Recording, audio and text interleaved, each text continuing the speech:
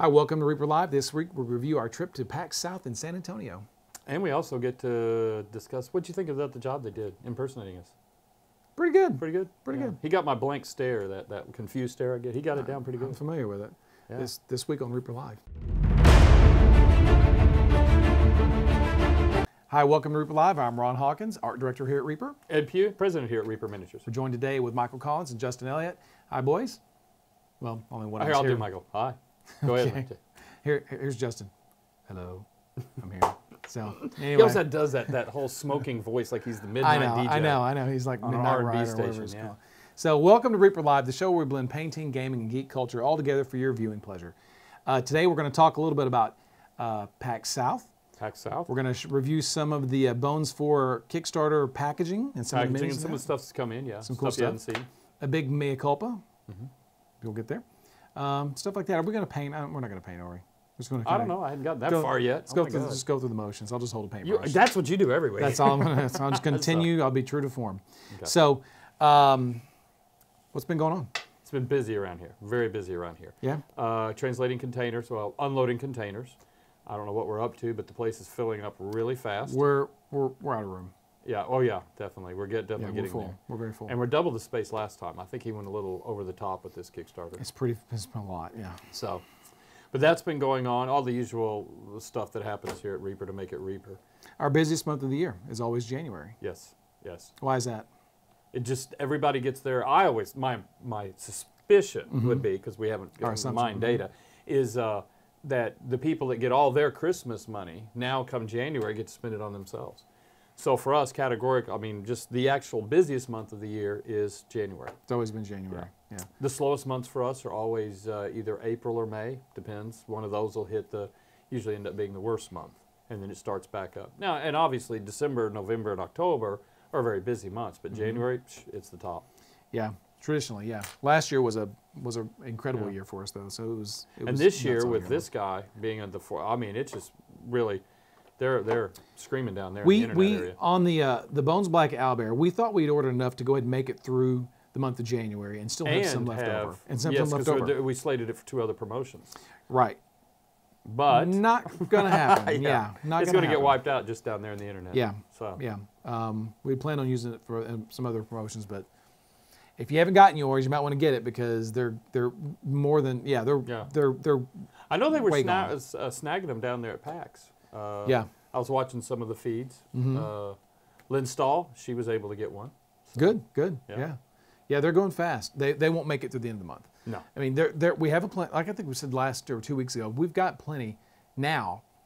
But don't wait to the 30th before you order because you're 2 not more going to. days. It's not going to. Yeah, it's not going to last very much long. longer. So. Anything else going on you want to talk about? We've got fulfillment coming up. Although we did have a bulldozer destroy the sewer line that's 2 lots back there on doing dirt work. That made for some interesting times. Turning our water off for hours and then having us run it it was pretty wild. Yeah, we also had today skunk. Skunk, yes, that's always every few years we get a skunk family move in out back. Got a skunk.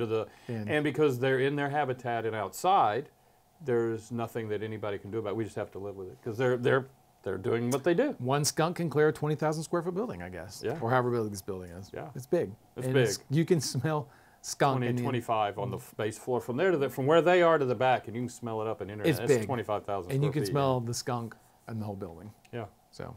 Anyway. So that's always fun. I mean, But again, fulfillment's coming up. We're getting ready for that. Yes. That's going to be huge. That's going to take a lot of time. We've got. At this time, we're still going to say we're pretty much close to being on schedule. No major delays that we're aware of. But we still don't have all containers in. All the containers aren't in. We'll start getting things organized. We'll get all the package, everything. Yeah, get it all lined up, ready to go. We'll start getting everything ready. It'll be very, very close to doing that. And similar to last year, and I think they've discussed this in the Kickstarter updates, we're already getting set up to where all of the Canadian shipments will run through that hub up there like we've always done.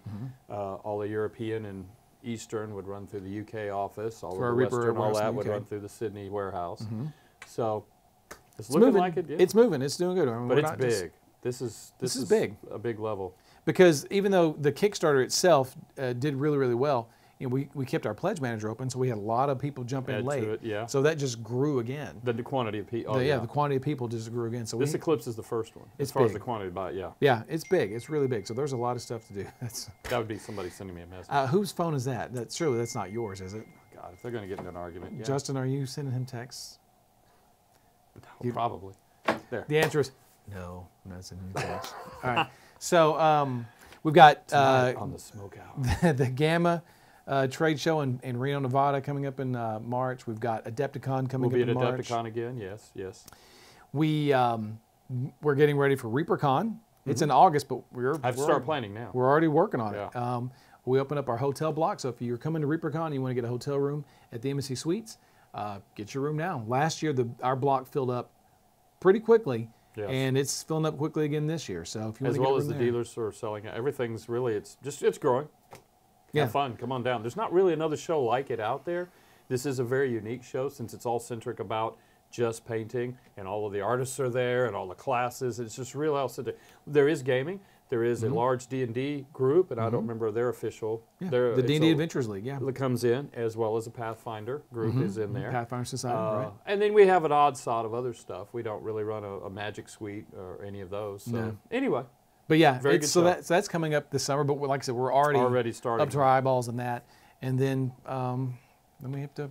We're already into the holidays. My Yeah. goodness, it's just January and we're already panicking. And we've about got all of the to finish up. We're still planning for this year. All of the events and, just all of the scheduling. and just regular Yeah. day-to-day stuff like Pizza Dungeon dice and stuff like Yeah. that. I'm amazed with that. So Yeah, it's gonna be fun. Anyway, So all right, so well, let's get on. Yeah, let's get to some cool preview stuff. What do we got here? you've already seen the snake. This is the box that'll be coming in.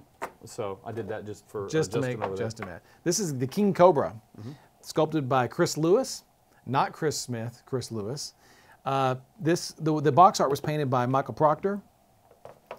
You can see there's that, and it'll come in a window box. In a little window box. It doesn't have the window insert, but there's the snake, and so it'll look like that.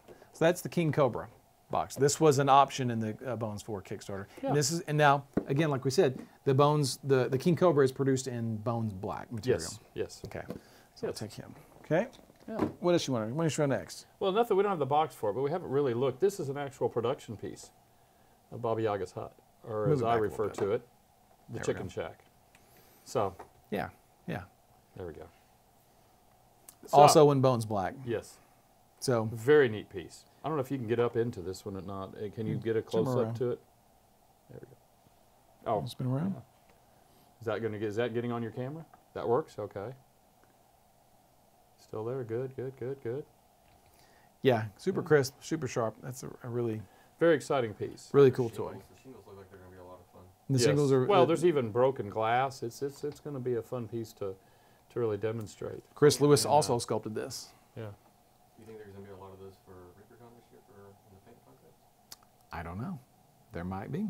That It's a could pretty be. big piece. It's a neat piece. It is a We'll neat definitely piece. get it. It is a neat piece. So Yeah. that's fun. Okay, let me show you guys. Okay, there's this.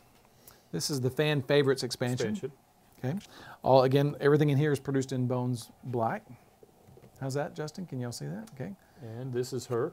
This is Yep, the that's one of the box. models in there. Yep. She's right there on the front. Is that on the front? Are we catching you? There we go. We hate to You get can his optics you see, off. it's kind of a. I don't have the dimensions of the boxes, but pretty big. Yeah. So yeah, I mean you can see right here. So this is the fan favorites expansion box. Then we had one that's smaller, but you remember the piece. This is the Lord of the Jungle. Lord of the Jungle, sculpted by Better picture. Jason Weeby, And painted by Michael Proctor. Proctor. And this is its packaging and how it's how This it's is going to be. this is going how in. you will receive it when Yeah. you get it. So that's another good one. What else do you have over Let's there? see. Here's the Dark Reach expansion. Again, another Bones Black. They're all branded with Bones. When we did the packaging, we were still doing Bones, but these are Bones Black models in here. Everything in here is going to be produced in Bones Black. So again, you can see another sizable box to hold quite a lot of stuff. Then we have, you've see. seen this model before, by Jason Weeby. So Oh, yeah. there's the painted version. Yeah, It's going to be it's nice. It's a lot of fun. it's cool. Yeah. Yeah. Jason Weeby. Yeah, Moonlack. Pretty cool. Yeah. And let's see. Oh, we have this, we have the Lost Valley expansion. Now this is a bigger box because you know why? It's got a couple of dinosaurs in there. Mm-hmm. Yes, I remember seeing those. the Runehorn hut is in there, and 3 stone giants. Yeah, there's some big stuff in here. Moonlack is in here. Right. Yeah. So if you now Moonlack, that particular one, he wasn't offered separately in the Kickstarter. So that's a distribution only type of aftermarket, after Kickstarter kind of thing. But if you ordered the Lost Valley expansion, Moonlack is in this box. Thus, a gigantic box. So there's that. And then we've got Chronoscope, the expansion. This is always a favorite. Yeah.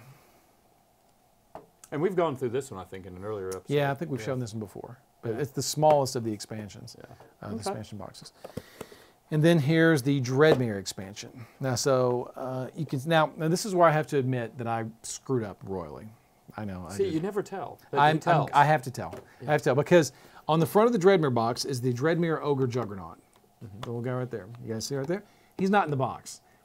He's a Dreadmere figure that was supposed to be in the Dreadmere expansion but didn't make it. So we put it in the Fan Favorites expansion instead. But when I made the box, because it said Dreadmere on it, I put the Dreadmere Ogre in the Dreadmere box. He's not in the box. Where is he at? Here he is. This guy.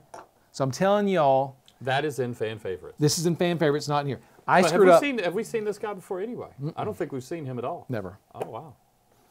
We gave away a few copies at ReaperCon a few years ago, some resin copies. Does that work? You see that guy? Got so if you're watching this, tell everyone else who's Bones 4 backer, oh, I didn't get my Ogre Juggernaut, my Dreadmere box. He's not in there. It's my fault. All my fault. Send all your hate email to me. But he's Ron at reapermini.com. Right. No, Ed, it's Ed, ED at reapermini.com. So he looks cool in the box, but he's not in the box, okay? Well, again, the Dreadmere Ogre Juggernaut is not in the Dreadmere box. You think like this is going to matter. Just move on. Okay. It might. You never know. It could come back and bite you. You also get the catfish. I'll email him too. Don't worry. Don't. So anyway, so there's some Dreadmere, or there's some ReaperCon. Oh, it's been a long week. It's only Monday. So there's the Bones 4 packaging preview stuff. Leave him out there. He's a neat model. I like him. I like him too. He's pretty cool. So yeah. So next week we'll actually show some more of the preview models upcoming later this year. So we got a few things to look at. Crew went down to PAX. Yep. Had fun. San Antonio. Mm-hmm. Had fun. We had a great time, didn't we? Yeah, up here working, but yeah. I meant the royal we. Oh, yeah, the overall. The royal we. Yeah. So yeah. So Justin and Michael went down to San Antonio. Mm-hmm. They talked to the Norse Foundry. Yep. They did talk to them, got with them. The Level Up Dice people, got with them. Mm-hmm. And Zenagami. A.K. Zach. Yes. Yeah. Big Twitch TV guy. Mm-hmm. Personality. Yeah. So talked to all 3 of those guys, and I think they actually filmed some stuff. You want to see? Oh yeah. No, I think that'd be really good. Okay. Well, let's see. You've got something ready to show? Okay. Well, it sounds good. Let's go. Let's take a look. Here you go.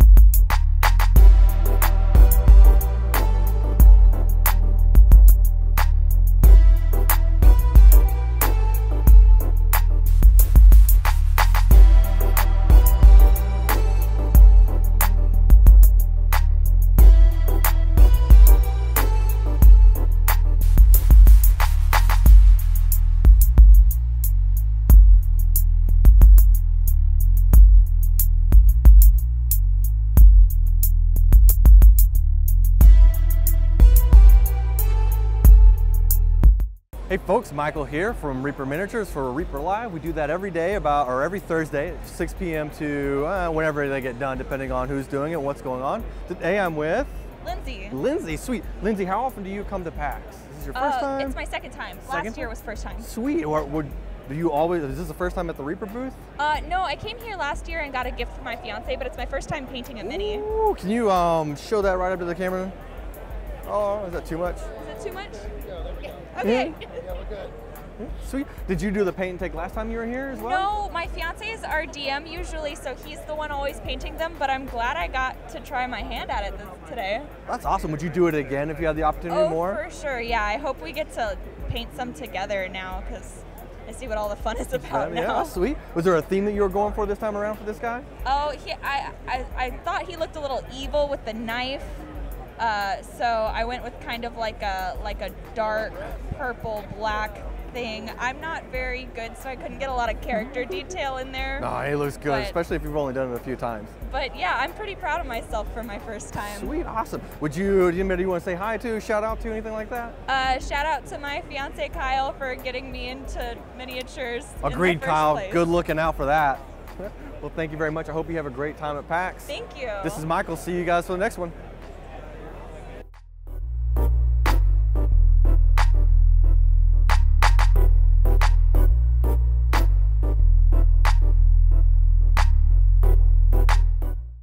All right, hey guys, my name is Michael. I'm here with Reaper Miniatures. We do a show called Reaper Live. We do that every week, about 6 p.m. Central Time. And my first question is really, what brought you guys to PAX? And I'm gonna let you go. We love games, and my husband and I go to PAX in Seattle every year. We came to PAX South with our kids because it's very open, very family friendly, and we all love games. Sweet, sweet. What brought you guys to the Reaper booth this time around, if I may? Oh boy. Oh, I'll grab it. I got it. So our girls are super creative, right? Aren't you creative? Yeah, you love painting and drawing. We play role-playing games with them, and okay, so awesome. we wanted to be able to have characters. And honestly, like, we try to do the Reaper booth every time it's there, anywhere we go. So.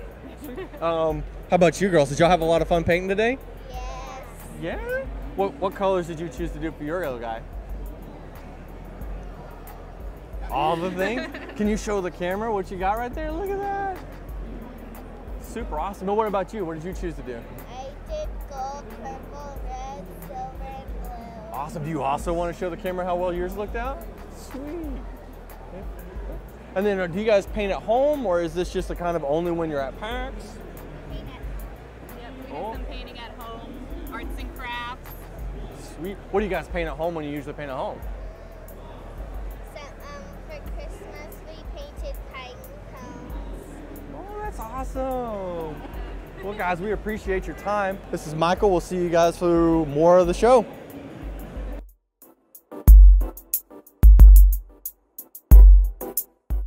So I have a little lapel. Okay. Yeah, just locking it up. Hey folks, are you ready? Yeah. Okay. Hey, Michael here. Don't forget we have Reaper Live, 6 Central, every Thursday. I'm here with Zinigami, I'm Zach. Sweet. Zimmy, I saw you over here doing some recording. Can you tell us a little bit what you were talking about? Yeah, so Reaper is out in Denton. I'm a Texas local, so I've been to their store. Super cool place. They've got like decorations all over the place. Heck yeah. They make all these really cool minis. And you guys go to like all sorts of cons around. Do you ever make it out of Texas? Yeah, absolutely. We definitely have tried to hit up any PAX that's in the US. We try and hit. We definitely hit up some more of the northern things. But I know we do GAMA, which is a little bit more oriented towards retailers, but we also do, oh man, the list is kind of robust. We do about 5 or 6 conventions every year. So okay. We stay pretty busy. I know I see you guys around at a bunch of Texas conventions, and you guys are my favorite thing to do on like Sunday. My feet are killing me. Everything's kind of slowing down. I'll go out, get a figurine, grab some friends, and we'll just paint a little souvenir to take home. And it's just so much fun to just relax. Do you do it every single time that you go to a every convention? Single time. I write the year and where it is at the bottom of the figurine, so I remember like which one it is. Sweet. So when you talk about friends and you got like this grouping together, do you guys do any gaming, or is it just painting as a hobby? Like what really drives you to the Reaper product? Well, usually I'll bring the friends here who are like, I'll meet them at cons, and I have them at home. A few of my friends do use them for their like D&D games at home. Heck yeah. I find it so hard to get a group together. I'm like, all right, we'll all make our characters. And then what's your schedule like? The ever plight with the gaming group. It's like, oh, okay, but then you're like once a month maybe, and you're losing people left and right. Absolutely, absolutely. Well, do you have anything else you want to shout out to the audience we got here today, or anything else? No, come out, enjoy PAX South, have a good time. check out reapermini.com. Yeah, that sounds good. No S, right? Correct, reapermini.com. Thanks very much. I appreciate it, man. Yeah, thank you.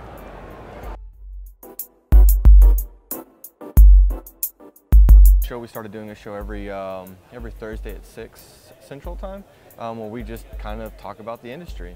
And what that's kind of led us to is, you know, much like PAX here, is to what's more, right? Because, you know, Reaper as a whole has kind of been in our space for over 25 years, right? Yep. So it's how do we get these other people involved? And you know, for our audience, you've just told me an amazing story. So if you would be so kind, can you explain how you guys got to really PAX South? Yeah, definitely, and I think I was mentioning before, and hopefully we won't reference back too much to that conversation, but PAX has a really close place in our hearts. We started off in 2016. Our first ever convention was this little convention called CanCon, which we're actually doing next week. It's always on Australia Day, so it's like a big thing in Australia. And it's a small, very, as far as Americans are concerned, it's a tiny convention with a bunch of people playing war games. And we brought a bunch of dice and a couple of my friends, and I said, look, we're going to have some fun, you're going to have plenty of time to experience the con, and we'll sell some dice. And we were like 3 people deep for the whole convention, and we're like, wow, what have we got here? And that, you know, a lot of it's because Australia doesn't really get taken care of in regards to having cool stuff, and it costs a lot to get through. So we then planned out the rest of the year, and it ended with the last con being PAX Australia. Didn't know much about PAX itself. I was more of an RPG gamer, and PAX I always saw as more of a computer gaming. Definitely, I've been in the same way, right? I've always kind of stayed in that, you know, we call it analog lane, right? Where you're like, hey, I'm painting my miniatures, or I'm playing a tabletop game, collecting dice, that kind of thing. So moving into this, kind of seeing the diversity. Completely different, right? Yeah, exactly, and there's a lot of crossover these days, which is really good. And so we started doing PAX Oz, and we were in a little 10x10. 3x3 in Australia because it's meters. And I started talking to another gentleman just like you. It was an American, and I was, you know, I figured, okay, cool, I've got an American talking. He gave pretty much the story of how we started, and then he goes, well, have you thought about coming to the US? And I'm like, yeah, we really want to hit like Gen Con next year. And he's like, well, what about the other PAXs? And I'm like, there's other PAXs? And naivety, what can I say? And he goes, yeah, there's a whole bunch, and you know, they're just like this but bigger. And I'm like, sure, why not? And he goes, all right, done. And I'm like, hi, I'm Alex, I'm the owner of Live Up Dice. He goes, hi, I'm Mike Ferreira, I'm the vice president of Penny Arcade. And so he goes, it's in 6 weeks, by the way, PAX South. And I'm like, but it's over Christmas and I haven't got enough time to make dice. What am I going to do? So we scrambled and got everyone together and flew over. And it was, we literally out of suitcases. We arrived. Our PayPal devices didn't work, so the classic first convention type problems, just left and right. Yeah. The company next to us, Dragon Dice, who are amazing, by the way. They said to us, well, how about we take all the transactions for you, and we'll send the money over after the convention, and we're trying to figure everything out, and we're meeting all the people over here that we've never met because they're not coming to Australia. And next thing you know, that was our first ever trip to US, and now we're doing 35 US shows a year. Oh wow! We've got a warehouse in Indianapolis, a full American team as well. That's really exciting. Absolutely. So, I mean, speaking about that, because I don't know, most of our audience probably knows by now, but also Reaper as a whole has started to branch into the UK and Australian markets. What are one of the challenges that you've run across bridging that gap across countries? Well, I mean, there's 100 challenges, everything from figuring out tax rates to figuring out how to actually get money across the countries legally. Yes, yeah. Can't just put it in the suitcase and walk over. But you know, the biggest challenge of anything is time zone, right? I mean, I'm up every morning 4 a.m. Australian time, so I can have 4 hours of meetings in America, and then I've got to all my Australian time zone, have a bit of a break in the afternoon, and then I'm up in the evening talking to Europe. And that's, you know, you really think about that when you're setting up a business, because you're sitting in that general region and going, well, I can run it here. But as soon as you start getting bigger, you have to realize that, well, the world is always operating. Absolutely. How can you maintain a 24/7 environment? You're going from like a 9 to 5-ish type environment to all right, we're going from 6 to 10:30 or 12. Once you're international, you don't sleep anymore. Yeah. I mean. Just enough to like, was it the old, like getting your cat naps in between different spaces so that people can do their different activities. That's, God, that would be the biggest challenge, and that's why it's super important as soon as you can to get someone onto the ground in those locations. You know, like for me, one of the biggest things once we realized we're going to be in America a lot was to get a team over here. Yeah, absolutely. And you know, getting a team that you trust is a huge thing, and when you've got that, it relieves so much stress. Okay. As well. So can you tell us a little bit about what we have here at Level Up Dice and where you started to what you've kind of progressed with this amazing booth that reminds us an awful lot of like a jewelry counter? And that's the exact key, right? Is you know, dice have evolved from your run-of-the-mill $10 entry level to now you've got $100 sets of dice. You want to have that experience that matches. We started off with some basic aluminiums in 10 colors, and about 6 semi-precious stones. That was our initial. We now have in aluminium alone over 45 varieties with a lot of the new technologies, everything from multicolor locking in anodization to 2 tones, 3 tones, and even our Jackson Pollux, which will come up in a second on the camera as well, which uses a splatter pattern anodization. Oh, okay, yeah. As well, with our semi-precious stones, we started everything by hand and did all the pitfalls of trying to figure out how we're going to weight them. Pretty much reproduce exact shapes without having to rely on machinery that in most cases damages stone. Which would make sense, yeah, because you're trying to play a really close game with any type of precious stone where, hey, if I get too much pressure or too little pressure, I'm not doing exactly what you need to do. Absolutely. Exactly, and then now because we wanted to cement ourselves and make sure people knew what we could do, we get to do a fun experiment. So, for example, I've got a bone in my wrist here. Oh, I would like to take just a second to point out this handy little device that it will Alex be for sale in February on our website. I designed it and got it made for me for my birthday about 1.5 years ago, and then was like, this is mine, and everyone wants one, and I'm like, okay, fine, we'll redesign it. It's super convenient. When don't you need dice, right? So yeah, so we started doing things like bone and wood, but probably what we're really well known for now is end of last year we released the world's first raised semi-precious stones. This is raised obsidian. So the actual numbers aren't engraved or stick it on. They're actually part of the stone that we then engrave down around it. So you cut around and then polish over the top. Correct. Yeah, and so that's a multi-polish as well. So you've got obsidian's great because it looks different on every level of polish. Hence you can polish the numbering differently. And that black on black aesthetic is just amazing. I would agree. I would agree. And so we're now getting to the stage where I'm a very creative person by heart, and I've got a notebook. That couldn't have imagined you being creative. So many ideas, and I'm like, well, we can now try this one and try this one and try this one. So expect a lot of really cool things coming out of us this year. Heck yeah, that's awesome. Well, I guess that's kind of all I have to cover with you today. I do have something for you though, for spending some time with us. Thank you. We started speaking of black dice, we started our newer line, Bones Black, which is kind of a cross between our Bones line, which is a highly durable miniatures line, and what we've got here are the Bones Black miniatures, which are really close to a resin kind of quality. It's going to be a while before they see anybody else, so you've kind of got them before. Thank you very much. 30 in the world right now. They're one of them. That's what I love. I mean, everything we do is limited run.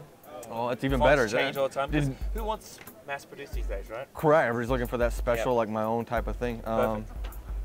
1 of 30. Maybe we'll pop this on our social media as a competition or something. I've been following you guys on social media a lot lately. It's really good stuff. I guess anything else you want to say? Any shout outs to anybody that you? I mean, other than I've loved you guys since I was painting back in the 90s, I think it was. Yeah. Back when they were. Oh man, we've come a long way in the miniatures world. From those like these types of poses to like full on like, hey, arms are different places and stuff. Yeah. No, but that's the thing I love about our industry is that there's unlimited potential when you look at, even if we go just a straight RPG, I mean D&D was always designed around the idea of having your mind have no limits. Correct. And we've got people in this industry who have no limits, and so we can come up with some of the craziest ideas, and it works. And people don't tell us, well, that's a stupid idea, don't do it. Absolutely. Which happens in a lot of corporate world. Well, I feel like you even get, sometimes that's even the reverse, right? You'll still get your naysaying crowds like, oh, that's not gonna work, oh, this is gonna happen. And you're just like, well, all right. I'm gonna go through this challenge accepted mode where you're just like, I've done it. Like, here I worked around those problems. That's the best idea ever. Yeah, absolutely. Now that it's here, it's like, oh, that makes sense. Well, I appreciate your time, Alex. It was a lot of fun. Thank you so much. Just thanks, guys. Be sure to check us out 6 p.m. Central Time every Thursday. Have a good one, guys.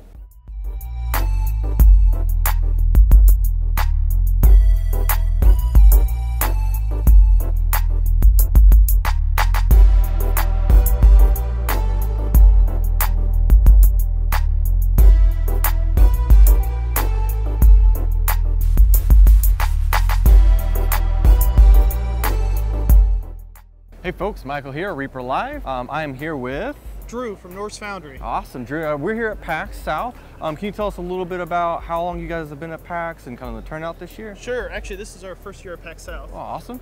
We've done PAX Unplugged, and this is the first time we're actually at PAX South. So so far so good. We're enjoying it. It's a good first time for us. Sweet. Do you see a lot of the same type of people that are Unplugged that are at PAX? Yeah, we see a lot of repeat people, but we also see some new faces, which is nice. And you see a different kind of energy at each show. Oh, wow, which is kind of cool. Do you see? You have a very much of an analog type thing, and we kind of use the difference between analog and digital. Do you find that there's a lot of people that are interested in this material, or are they kind of shifting over into video games? Yeah, I feel like there's a common trend between video games and tabletop, and I feel like if you're a gamer on PC or on any system or console, that you also experiment with tabletop or play tabletop when you don't want to be glued to the television. Absolutely. Or glued to the TV. You want to get away. Trying to get that extra social interaction with the people really in the seat next to you. Right. Now we had talked, as you know, we're Reaper Miniatures, and we do things with painting and obviously miniatures because it's in our name. Can you tell us a little bit about your background in painting and where your hobby lies in that space? Yeah, so I started when I was 14. I started playing games like Warhammer and some war games, and of course painting Reaper minis when I was playing D&D in my D&D sessions and what have you. And ever since then, I just kind of worked in game stores and helped my buddies who own game stores. And then I started my own line of dice in one of my buddies' game stores in 2011. Cool. That's how we got started. He was having problems sourcing dice, and I was able to find a manufacturer that I worked with to start dice, and we just took off. Well, that's cool. Here now. Well, what did you guys start with? What is your line? Was it like one die, or did you guys go like just wood, or kind of? We started with our zinc alloy metal dice. That's where we started off. We wanted to do something that was a little bit more premium, that wasn't the same plastic dice over and over again. And we wanted to do something that had just a little bit more weight to it. Something that when you roll the die, you really feel it, and you feel that thud that hits the table. Absolutely. Because it's a different kind of experience than just rolling the die and then, like, here's my result, when you're just like, I'm going to put this bad boy on the table. It gives you that kind of epic experience. Yeah, exactly. And then when you roll the 20, it's like, even more, it absolutely. Just damaged my table, and I did max damage. Like, yes! Sweet stuff. What kind of advice would you give to people that are trying to get into the industry, and then we'll follow on that question, people who are trying to get into the hobby? Well, for definitely trying to get into the industry, I would tell someone to make sure that they try to go to a con and actually just talk to vendors that are already in the industry and get advice. Most of the people that are in the tabletop industry are very receptive to newcomers and helping people try to get into the industry and kind of source out their games or their ideas, new products that they want to do, because that's what this whole industry is about, is creativity and coming up with new things and kind of doing things that brings that game to that next epic level. So you feel like you're embraced with any kind of new idea or anything that's outside the box? You don't have a lot of people telling you, no, you can't do it, no, you can't do it? No, I think the sky's the limit with tabletop. I think, and like especially with like VR coming out and AR, I think that's going to be really cool with just like what we see in the future with headsets and all that. Very much like Ready Player One style. Yeah, so kind of looking forward to that. I think that will be really cool just for this industry, for video games, and even for tabletop. Okay, and then for the hobby, what advice would you give to someone who's considering the hobby if they've never heard of it, which is most of the audience we have here at PAX South? Again, I think it's mostly just seeking out, just seeking out advice from other people. Okay. Everyone in the tabletop industry, just like or that plays tabletop, is very receptive to newcomers for the most part, and willing to teach people how to play, especially because a lot of people have problems finding others to play locally. So if they do find someone that's interested in playing locally, they're willing to take the extra step to like walk you through, like, hey, this is how you play. These are the dice you need. These are, you probably should have a miniature or something to represent you on the map, and then walk you through the game and how to play. And the other thing is Wizards does a great job, and so does Paizo does a great job with providing free source information for new players on how to get into the game, how to play the game, and kind of walkthroughs on the game. Absolutely. You know, and even Evil Hat does the same thing with their Fate license, where it's pay what you want to be able to, you know, be able to buy a book that you may have not been able to buy before that was a $50 book. It's, you know, pay what you want. You know, if you think it's worth just reading up and you want to read it first, you could just read it and then see if you like it. And if you like it, then you can put money towards it. If you don't, it's no, you know, there's nothing lost. So you kind of get to experience everything. So cool. I think that's the best way, is just to kind of get with somebody or just read up on it yourself and then try to learn and experience it for yourself. All right. Kind of going back to products, you guys are definitely focused on the dice. What transitioned, or what other products did you pick up as trying to kind of give the whole package to your customers? Sure. So what we've done is we have started doing wood dice. We also do precision 6061 aircraft grade aluminum dice. Okay. And then what we're now transitioning into doing is playing card modules. So they're actual modules that you can flip over cards, and it lays out to make a full 100-page module, or you can randomly generate your own dungeon. Oh, so kind of like the House on Haunted Hill, or Mansion Madness, where you're kind of doing this little tile. Yeah, and you don't know where you're going, and it's always different every time. All right. And then we have multiple decks, and then you're going to be able to mix and match the decks because the back's all the same, so you never know which one's coming up. Oh, that sounds awesome. Yeah, and then each room has like different traps, different creatures, different things, and then we came up with our own creatures and what have you to provide things that, you know, players have never seen before. And you know, that new and exciting feel. Yeah. So like no one has to be focused on all this part of, you know, the sitting down and planning it all out as a dungeon master or something like that. But instead, it's a kind of more of a pick up and play type game, so that you can more quickly interact with your friends without having to spend too much time. Absolutely. Planning. Play right out of the box. You can literally run a D&D adventure, D&D or Fate, right out of the box. You just flip the cards, and if they're in order, the module's already written for you, and you just it just goes to the room that you want to go to, and you just read it right out of the box. Well, that sounds super awesome. We'd love to talk to you more about that, as far as trying to get box sets and maybe putting some miniatures in them and like kind of collaborate in that space. I guess so. Before everybody gets out here at PAX, can you give anything you want to say to our audience? Maybe give a shout out or anything like that. I just want to say I hope everybody at PAX South is having a great time. Please check us out on norsefoundry.com, and you know, thank you for the interview. Absolutely, appreciate your time, man. All right.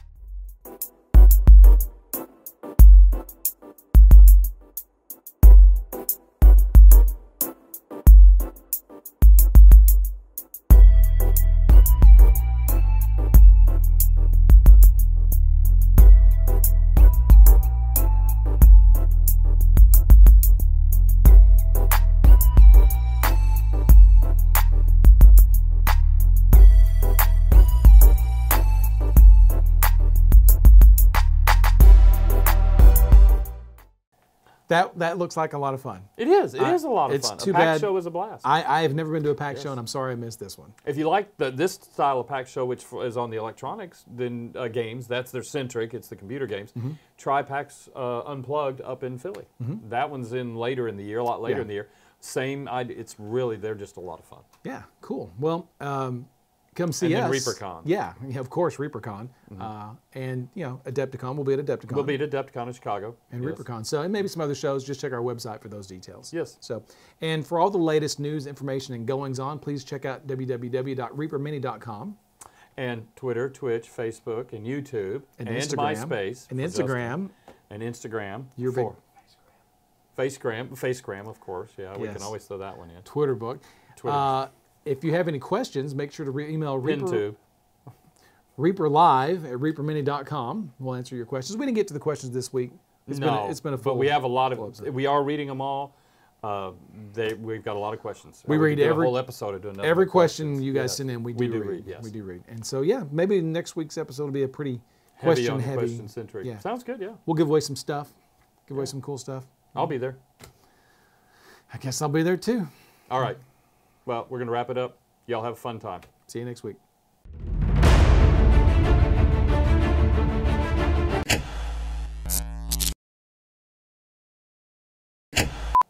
Yeah, so last week we got parodied, kind of, I guess. if you want to say so. Damn it, Ron! Yeah, so you get to be Justin. I get to be Collins. Hi, I'm Collins. I'm here. We're doing Reaper Live. Do your Justin. Now this is Justin. We have questions from our viewers. You're gonna do them both. And, No, it's Damn It Dave. That's Justin. That was really a good show. Y'all had a great time there. He's not asking you. He's telling you. Y'all had a great time there. Okay, I'm sorry. All right, here we go. You're okay.